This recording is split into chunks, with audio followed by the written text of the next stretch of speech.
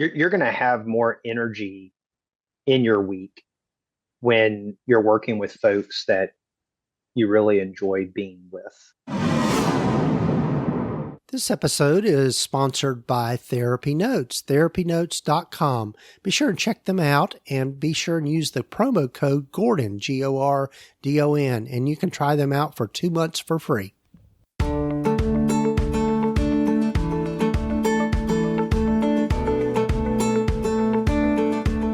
Over 15 years ago, when I started my private practice, I had to learn a lot, and most of it the hard way, and I don't think you need to do the same.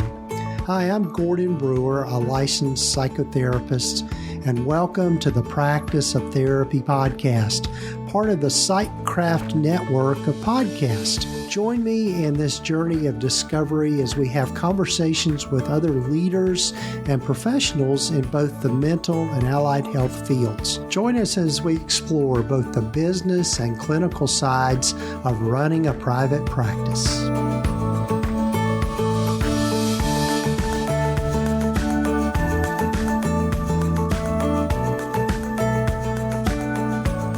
Hello there, and welcome to the podcast. This is episode number 333 of the Practice of Therapy podcast. I'm Gordon Brewer, and so glad you've joined us. Hope you're having a good week or weekend whenever you're listening to this, and also a good start to the summer as we're recording this. It's the first part of June, and so summer's here. It's hard to believe it's with us already. I've got lots of great things planned for this summer, and really looking forward to being outside finally and just being, and in the outdoors, which I just absolutely love. Looking forward to you hearing from my guest on this particular episode. I was trying to remember if David Sturgess had been on the podcast before. He might have, and I would have to go back and look. But anyway, David is another private practice consultant. David is also a group practice owner in Georgia, and David is also a consultant with Wise Practice Consulting, which is the group managed and owned by my good friend Whitney Owens, who you hear a lot about. But anyway, David and I talk about some of the mindset changes that people need to go through and need to think about in moving from particularly agency work into starting a practice, and particularly those that are solo practitioners and they're trying to make that move into private practice. One of the things that I've been thinking about this week is having come back from the Meet You in Kentucky conference this past week, at least as I'm recording this intro, just a lot of great inspiration. And I'm really, really a big fan of Casey Compton and all the work that she's doing. But one of the things I love about conferences like that is that just the networking we get to do and just the sharing of ideas. And I came away from that conference with just so much more energy and so much more motivation to do some things differently in my practice and that sort of thing. So anyway, I think there's a lot of value in having conferences like that where you really look at dive deep into kind of the business side of running a practice. But one of the things that David and I talk about is just some of the mindset changes that people need to make and think about, particularly around investing in your practice, because I think a lot of times our money mindset holds us back from spending money on things that are going to make us money. And that's also known as return on investment. And the way to think about it is if I were to spend $200 but able to get back $2,000, that's really a no-brainer. That's a good return on my investment. So in thinking about outsourcing and doing things in your practice, rather than just constantly bootstrapping is a good strategy. So David and I kind of dive into that whole topic and ways of thinking about things in running your practice, which I think is a good topic to always revisit.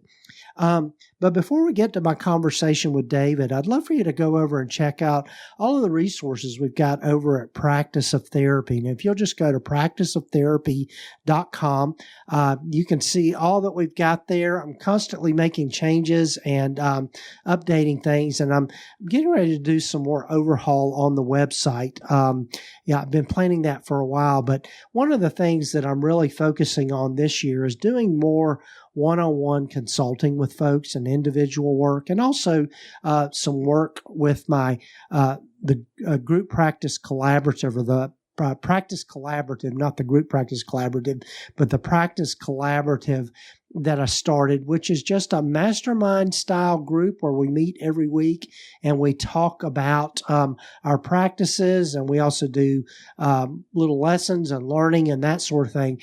And I'm going to be opening up the doors for that here later in June, just so people can enroll in that and take advantage of that community. So stay tuned for more information about that. Also, before we get to my conversation with David, I'd love for you to check out my friend Ashley's online store, Mental Health Wear TN. And if you'll go again to practiceoftherapy.com, you'll see a link there at the top to get you to that online store. And there's just tons of great mental health awareness shirts and bling and swag and all of that kind of thing. If you're looking for gifts for your staff, or you're looking for that perfect LCSW shirt or LMFT shirt, that kind of thing, she's got them there. So be sure and check that out. And also, real quickly, before we get to my conversation with David, I'd love for you to hear from one of the members of the PsychCraft Network, along with some words from our sponsor, TherapyNotes. Hey there, I'm Aaron Potratz. And I'm Nathan Hawkins. If you don't know us yet, we're the hosts of the ShrinkThink podcast, which bridges the gap between therapists and clients. The ShrinkThink podcast is proudly part of the PsychCraft Podcast Network, focused on helping people live more meaningful and productive lives. Join us every Wednesday in our engaging, informative conversations and lighthearted humor to help you normalize and demystify therapy for those beginning or continuing their mental health journey. We discuss everything from understanding styles of therapy to addressing conflict with your counselor, learning about attachment styles, and the fear triangle. We seek to run the gamut of topics to pull back the curtain and empower effective therapy. If you haven't listened yet, you can find us at shrinkthink.com/podcast and discover other resources, including educational videos and fun swag at our swag shop. Ready to upgrade your practice from a rusty bicycle to a shiny new sports car? Buckle up, because TherapyNotes is here to turbocharge your journey. It's the comprehensive practice management system you've been craving. Equipped with everything you need to navigate patient records, schedule seamlessly, host remote sessions, craft detailed notes, and tackle insurance billing with ease. And guess what? It's your trusty sidekick, available whenever and wherever duty calls. Picture having more quality time with your clients, all thanks to this digital assistant that never clocks out. Here's the kicker. It's Gordon approved, so you can trust it's the real deal. Bid farewell to paperwork headaches and embrace a new era of efficiency and top-tier care. Ready to level up your private practice game? Swing by practiceoftherapy.com/therapynotes and punch in promo code GORDON for 2 months on the house. Enjoy the show.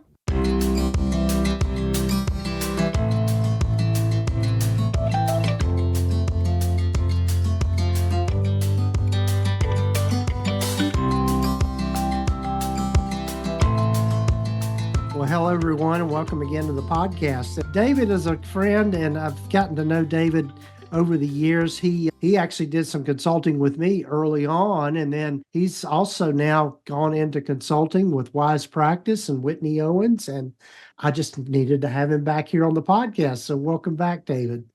Thank you. Yes. So, David, for folks that might not know you, tell folks a little bit more about yourself and how you've landed where you've landed. Well, long time ago, I Mhm. worked as a 911 operator for a police department in my area. It was right around 9/11, kind of the year before and after. Mm. And in the pursuit of that, got interested in psychology and then went into grad school and got my counseling degree. And so for about 17, 18 years now, I've been doing therapy. I started out in residential treatment facility for child adolescents, and about 11 or so years into that, um, started to feel the bug for private practice and kind of getting out of community mental health and hospital stuff. Mhm. So I started to figure out how to do that, and I think that's one aspect of consulting um, that is critical that a lot of people might not understand. But we're trained to be Mhm. clinicians. We're not trained to be business owners. And so if you Right. don't have the knowledge of small business ownership, you got to figure out, that before you're going to be successful in running a private practice. And so Right. about the last year of hospital life, I started to do private practice on the side. And with doing the math with my wife, we figured when I could leave hospital and hit the gas on private practice. And been doing that for a few years now. I actually left officially from the hospital about 9 months before quarantine. So that was a fun little year to start private Mhm. practice. Yeah. But do a lot of work with responders, a lot of faith based work, and have my practice in Marietta, Georgia. And then I do consulting with Wise Practice Consulting, where I focus primarily on those solo practice owners that are either in transition or they've been in practice for a long time, but they're wanting things to be more profitable and maybe have a different lifestyle, which doesn't necessarily mean more money. It might Mhm. be more freedom rather than you want the latest Ferrari, but really understanding what is the lifestyle we want and Mhm. what are organizations that we're passionate about that we want to help fund or we want to spend our time in and helping those practice owners get to a point where that can be their reality. Right, right. Yeah, I think you and I met around the time that you were making that transition when you had started your practice and then moved or kind of moving and trying to figure out, okay, can I make it full time? And that's a scary time for a lot of people, particularly I know that's kind of how I got into private practice as well. I was working for an agency at the time and started doing a little bit of private practice on the side and Mhm. okay, how am I, if I'm going to be able to get the autonomy that I'm looking for with being an owner, what you got to have in place in order to do that. I think one of the things that I wish I had more of in the beginning stages was more help and mentorship from others. I mean, and I think that's an important piece. Speaking to our consulting relationship early on, one of the courses that I took from you was the Google Workspace course. Hmm. And it was such an economical way to get everything started and organized and that foundation. And also the aspect of, what is the BAA and Google cover and what is it not? Because Right, there's a right. lot of misunderstanding out there about that one. Yeah. And even something as simple as that was so helpful for me, and then the ideas of masterminds and, one-on-one consulting, it is an investment, but it's Yeah, invaluable. I mean, the return right. on that investment is exponentially greater than what the investment is. Well, I know one of the things in your work, David, that you kind of come up with are just kind of some um, key things or key things to be aware of in just your mindset shift. You want to say some more about that? Just what you've learned and really what people need to kind of keep in mind. While we are helpers and we want to help everyone, you're not going to be able to do that if you can't keep your doors open. And so it's understanding business in the sense of, do you want an insurance based model? Do you want a self pay model? Do you want to try to do a hybrid of those two? what does insurance look like in terms of liability insurance, slip and fall insurance, taxes, how do we get those write-offs? I think also the idea of business ownership, a lot of people don't have that identity. We're great clinicians, but the idea of I have a business, and that requires you think differently from a return on investment standpoint, where our time and our money are very much the same. And so an example I always use with folks is how much does it cost to have somebody cut my grass for me versus how much can I make in maybe that 2 hours of cutting grass, right? That's a return on investment type of business mindset. So in three ways of kind of shifting from therapist to business owner, it's changing the way you think about getting help, and then changing the way you think about money and time, and then change the way you think about marketing in terms of a niche population. And we are human. We've got things from our past that come up in terms of money issues. Maybe it's a scarcity mindset because of things from childhood. Maybe we feel guilty, for the sacrifices having to be made when we have a family, things of that nature. But then just the humility of we don't know what we don't know. And it can be intimidating. I remember looking at people like you and Whitney and a couple of other folks that you and I are close to, and just like, oh my gosh, it was almost starstruck, right? And I can't ask them that question kind of thing. But then it was like, they're the perfect people to ask because they are a few steps ahead of me. They're demonstrating the reality that I want and the competency of getting that done. And so it's a mind shift in terms of not being an annoying burden by asking somebody, or you don't know what you don't know. So just be curious with it. Right. I think that's so important in that being able to, as I like to say, give yourself some grace over stuff. And I think we can, mindset things. One thing is the information shaming that we can do to ourselves. Yes. In other words, because we don't know this, we think we're, leads to that whole imposter syndrome kind of thing. But yeah, and I totally agree. I think it's being curious and also like we tell clients and stuff, there are no dumb questions. I mean, it's Right. it's just getting, and so being able to get around that kind of thing. Yeah. And I have often found consulting and therapy are very similar, Oh, right? they are. As a consultant, we're looking at that big picture of this person in this environment being a business owner, and what systems need to be implemented that aren't. What are the barriers to those things getting put in place? Is it simply skill teaching, right? Or is it one of those thinking errors, imposter syndrome type of thing, and asking the right questions to challenge that, to help these other therapists, these business owners, again, have that lifestyle that they define. And I think that in the idea of thinking about getting help, another kind of bullet point in that is this kind of idea in the private practice world of, okay, I've started a private practice and now I'm supposed to go build a group practice. And that's not necessary. Right. And so that idea of I need help being a better solo practice owner is fine. Right. You have to start with why of, why do you want to be in practice, private practice, and particularly why not work for somebody else, and why not,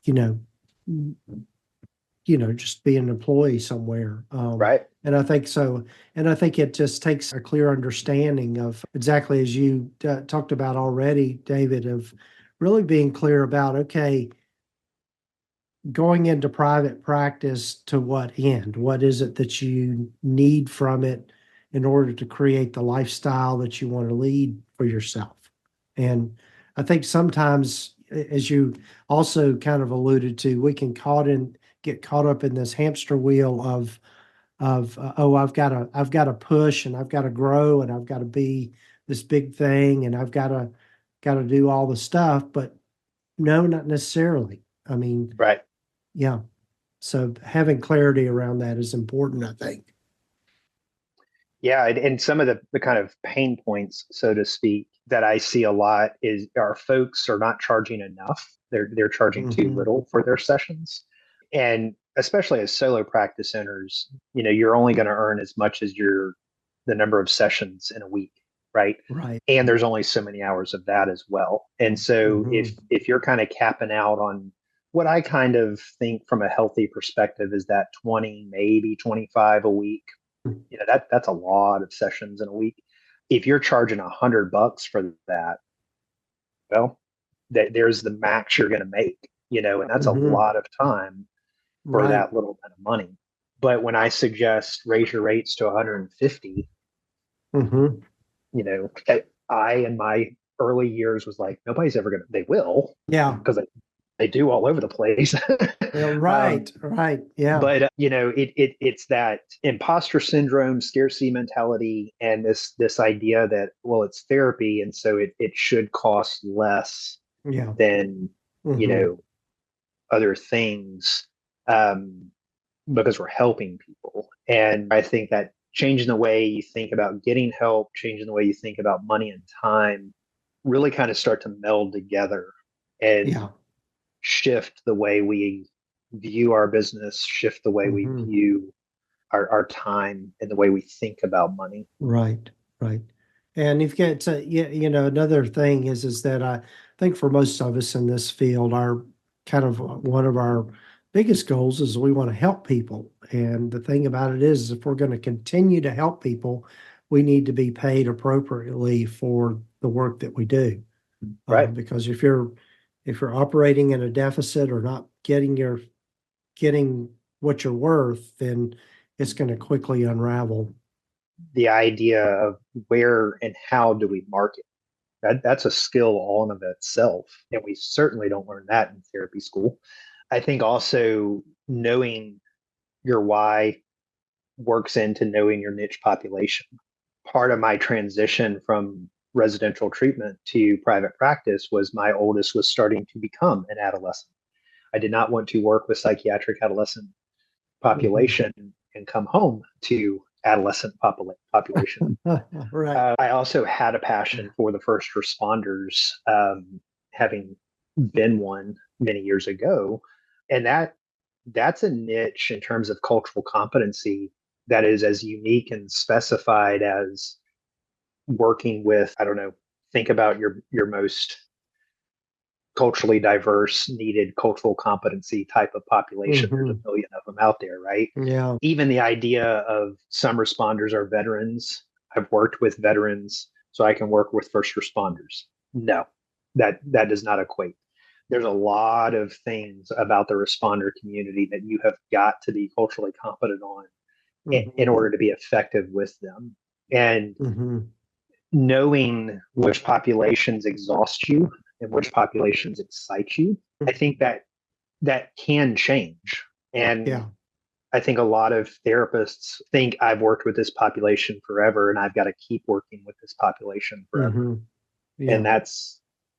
that's not necessarily true.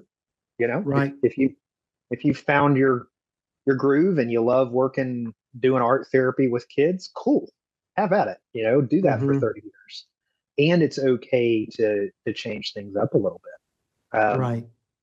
And then learning how to market to find that population. We sometimes have to be creative in the Hmm. consulting realm. You know, um, Right. it's a little more complicated than psychologytoday.com. Right. Right. Yeah. Yeah. Well, I think that's so true. I think, which ties back into kind of your why, I think to some degree, in that once you kind of figure out your niche, a way to figure that out is to figure out, okay, what types of clients energize me rather than deplete me. And I think that's a good thing to pay attention to. And, you actually, we do better therapy and better work with people that we are enjoying being with rather than looking at the client list and saying, "Oh no, not them today." Kind of, Yes. yeah, kind of thing. So yeah, so I think it's good to know that about yourself, and that in and of itself helps create the niche for people. You're going to have more energy in your week when you're working with folks that you really enjoy being with. So, David, one of the things I know we had discussed maybe chatting about are just the systems that you work with people on and getting set up, and particularly in those beginning stages, what is it that's needed in order to make things run smoothly and that sort of thing. Number one is consulting, right? Going back up to asking, about getting help. A lot of people kind of have some sticker shock with some consulting, Mm-hmm. packages and services. But again, it's invaluable. Your Mm-hmm. return on investment is going to be exponentially greater. Having a good EHR is important. There's a lot Mm-hmm. of EHRs out there that do a lot of great things that charge a whole lot more than what's necessary. But you certainly need an EHR that can do billing of any kind, whether it's Mm-hmm. self-pay or whether it's insurance-based, having Mm-hmm. one that incorporates telehealth. The next one is Google Workspace. Mm-hmm. Um, it does so many great things it's a wonderful platform that can scale and change with you as your practice changes. I would Mm-hmm. say that the biggest thing with Google Workspace that I've got to slow people down and get them to focus on is that BAA and HIPAA compliance aspect. People think, oh, well, there's a BAA, so I can send emails, I can use Google Voice, and it's Mm-hmm. all covered under that HIPAA BAA. Right. And that's not what Google Workspace BAA covers, is everything within the account. Mm-hmm. So the second you send an email, it's not encrypted. Google Voice, is not an encrypted phone service. Yeah. And so if you're going to use stuff like that, you've got to account for that.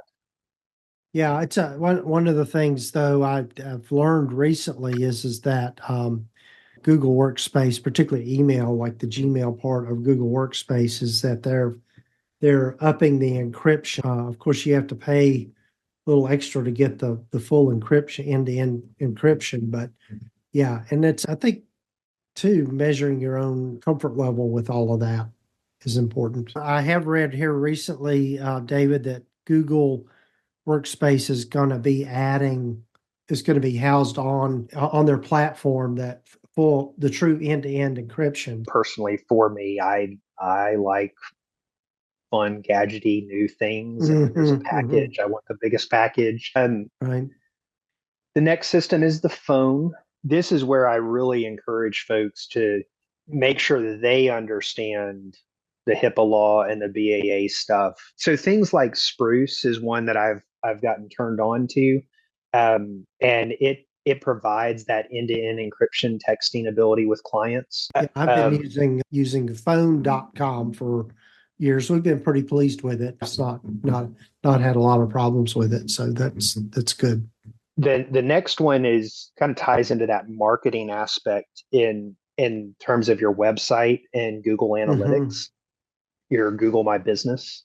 Irregardless of your business model being self-pay or insurance based, you have got to make sure that your website is not just attractive, but Mm-hmm. it's functional, and there are key things that need to be above the fold, as Mm-hmm. as the Mm-hmm. term is. And there's a lot of back end type of stuff when it comes to SEO and um, backlinks, keywords, things of that nature. And if you want to learn that, wonderful. Mm-hmm. Learn it, get real good at it, handle it yourself. I do not want to learn it. I Right. have zero Yeah. interest in learning all of it. And so there's a couple of great folks that you and I are very close to that Yes. Uh-huh. do phenomenal job with website development and SEO, Mm-hmm. and and Google Analytics. One thing that I know you've talked about and what we talk about too is KPIs, or those key Mm-hmm. performance indicators, right? Mm-hmm. And we have got to have our data. We have got to know who is out there, what are they searching for, what are those keywords that somebody is searching for, what pages on our website are doing well, and all of that shapes from a marketing niche population standpoint. What kind of blogs do we need to write? Because if people are Mm-hmm. searching for this in my area, why don't I get some blogs out there on social media and Google My Business and link them directly to my website? Mm-hmm. And there is marketing, there is speaking to a pain point of your niche population, and it's all going through your website. Mm-hmm. Whether that's you doing it, because it can be kind of time costly as well, or that return on investment, you're paying for somebody to do it for you and or with Right. you. Right. And so that's one of those systems that I think kind of needs to be a higher priority than Right. many people Yeah, put your it. website really is, I think in this day and time, really is your front door. And that's how the vast majority, I know I'll almost go out on a limb and say everybody, when they're looking for a therapist, that's what they're going to do is they're going to go online and that's what they Right, go first. Yeah. So it's important to have a website that's functioning well and that ranks well in the Google search. right. Yeah. It people go to social media for the quotes and Mm-hmm. the cool tagline type meme stuff Mm-hmm. when it comes to mental health. Um, People do listen to the vlogs and the reels and things like that. They go to Google to search for that therapist, their pain point, Mm-hmm. and who's near me. And so, Right.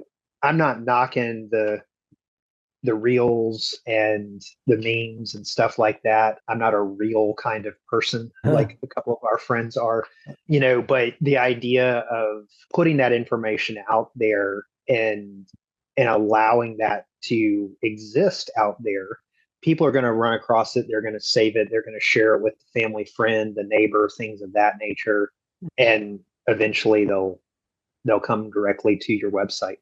Right. And the last kind of system is some sort of financial management system. And so I'm a big fan of Profit First for therapists. Yes. And having something like there's several different, software things like QuickBooks, but Profit First, it again, we don't think of therapists and profit, right? Right. But Right. without it, our doors do not stay open. It's so important to really, they hear from all of us all the time, know your numbers. And in order to do that, you've got to have a system in place to track it. And I couldn't agree with you more. Profit first, and then having a QuickBooks or some accounting system that's separate from your clinical accounting. One of the things that I teach is that you really have two financial systems. You have kind of your individual client records and what Mhm. they pay you and that sort of thing. And having a good EA like TherapyNotes, who sponsors this podcast, Yes. it in place helps you manage the individual client records and the individual client accounting, but a separate accounting system that gets the global practice accounting and looking at the numbers and that sort of thing. You really need kind of both of those systems in place for all of that. And yeah, and then Absolutely. having the knowledge about how money works, that's where Profit First comes in. And again, shout out to our friend Julie Harris and her book Profit First for Therapists is a great book, great go-to book for to learn that. And then also the original book by Mike McAllowitz, Profit Right. First, is two I think two essential reads for anybody that's going into private practice. I think once you get that, it'll put you at ease and you'll feel better about all of that. So, but well, David, I know you've got some things coming up. You want to share those about your mastermind group that's going to be starting. And also, we've got the Wise Practice Summit coming in October that we'll both be at. And That'll be a fun event. I am hosting a webinar on June 18th, and we're going to kind of be going through in a little bit more depth some of the things that we've talked about today. And part of that is going to be focused on kind of when to pull the plug on agency work and transition into growing your faith-based practice. That webinar is Tuesday, June 18th at 1. It is free.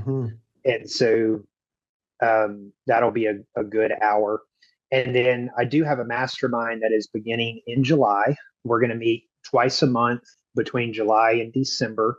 And this is primarily for solo practice owners that are looking to, again, either they're brand new into owning a practice or they're wanting to evaluate and make some changes in their private practice as well.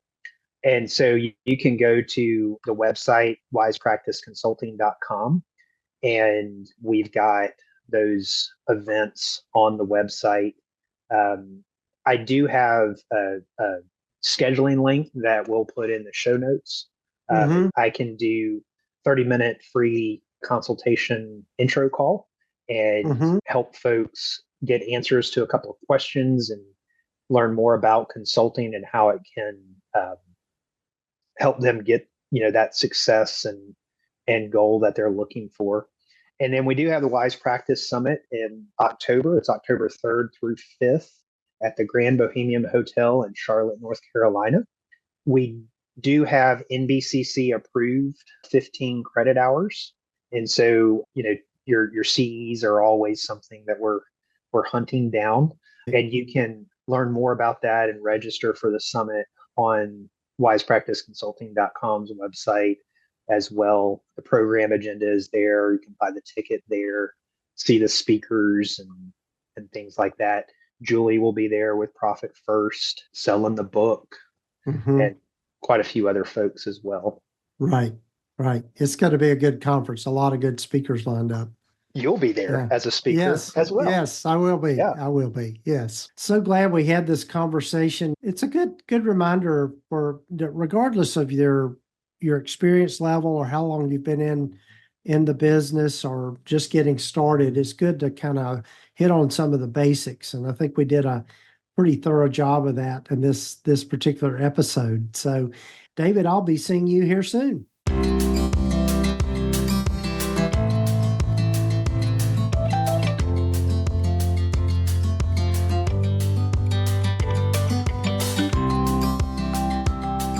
Well, again, a big thanks to David for being on the podcast. And I hope you found our conversation helpful and just thinking about our mindset and just some of the things, all the things that you need to think about in running a practice. I know there are a lot of folks that listen to the podcast that have been doing this a while, but those of you that are newer, I think this is good advice to listen to.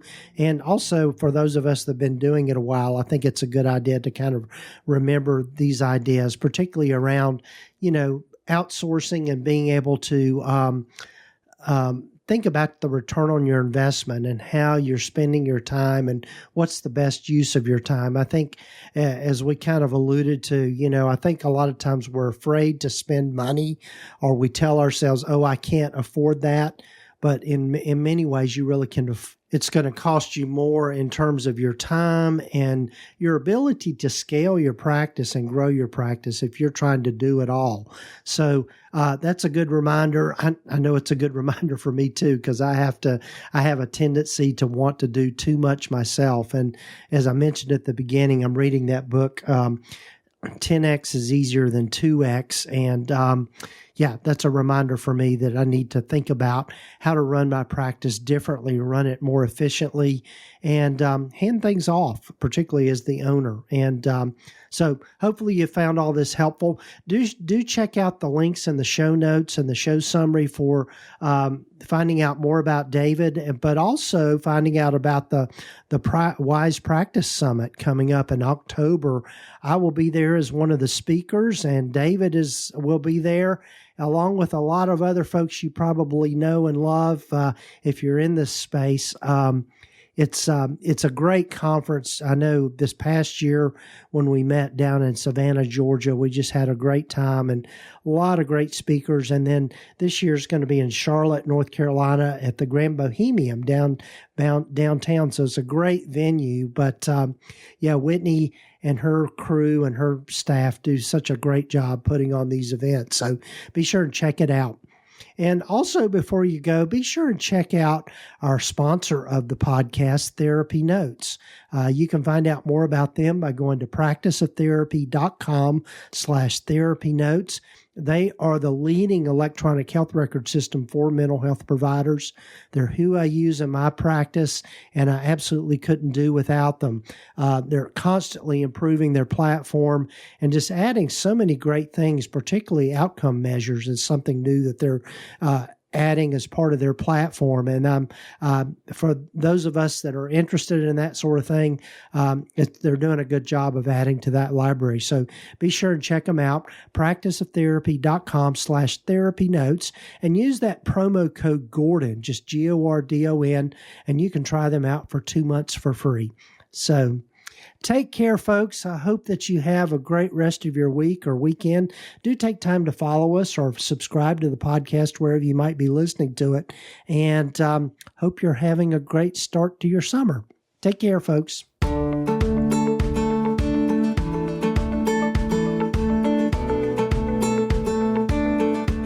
You've been listening to the Practice of Therapy podcast with Gordon Brewer, part of the Psychcraft network of podcasts.